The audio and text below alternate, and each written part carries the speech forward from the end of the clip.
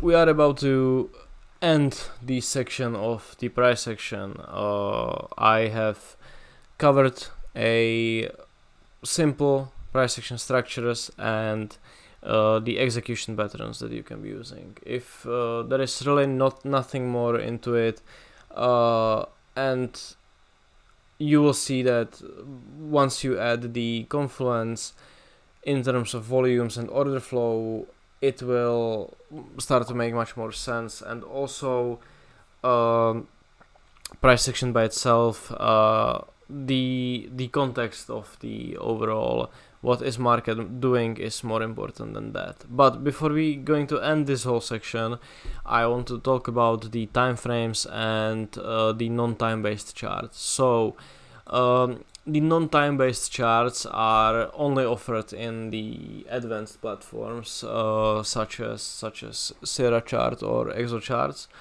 and you have many options of them. You know, if I kind of place a do I have to, let me show you this real quick. I'm going to put a Sierra chart here. I'm going to press the F5. You have so many options when it comes to these things. You have a volume charts. You have, these are the tick charts. These are the range bars, Renko bars. Delta candles, price changes per bars, and points and figures. They are all a little bit different in terms of how they, obviously calculate the data. Volume bars, they are created once any sort of predetermined amount of volume is traded. These are the tick charts which I am actually using, and I like to use them. Basically every trade that happens is one tick. So if I have 1,000 tick chart, every 1,000 trades is a new candle is created. Then you have something like Renko, which are those breaks that are only created if market breaks the kind of a reversal point. There are similar as range bars, and you have a point and figure charts, and these delta and so on and so forth. You will only see me using tick charts for most cases. Sometimes for a footprint it's good to use a reversal bars, but tick charts are really more than fine. And the setting of a tick chart is really dependent on a volatility, because obviously if markets are not moving, what these non-time based charts are, they are not going to print new candles basically. So if I have a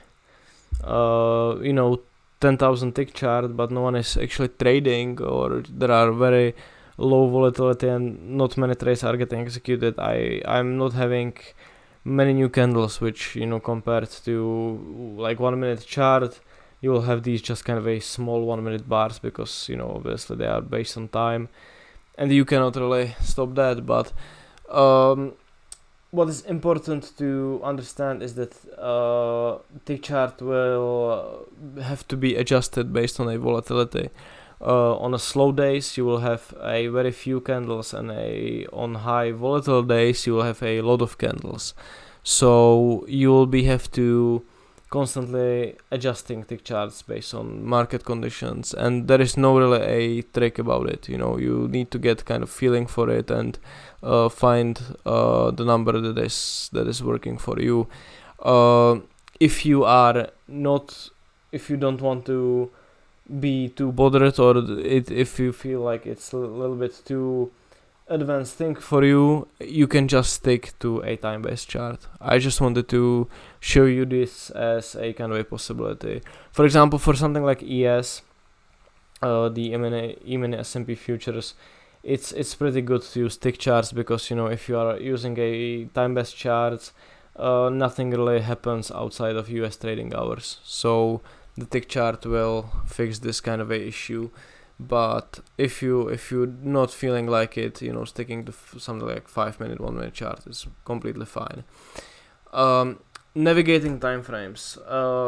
this depends on the style of trading you will decide to go with. Obviously different time frames bring different types of traders.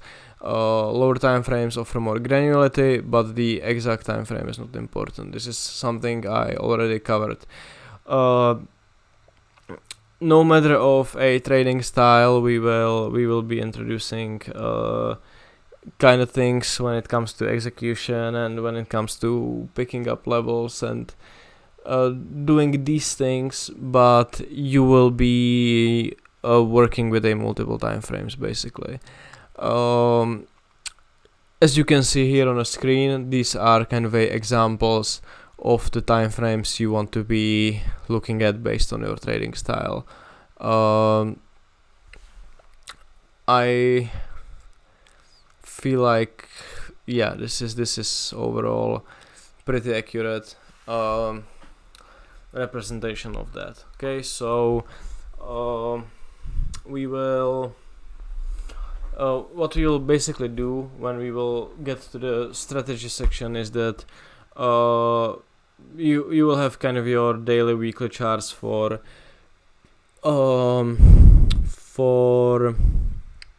only a higher time frame biases, but then you will have two other time frames.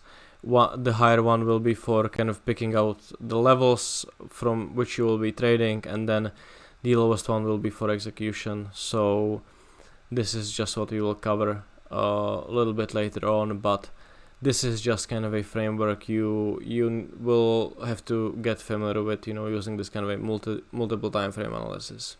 Okay, so let's jump into the order flow.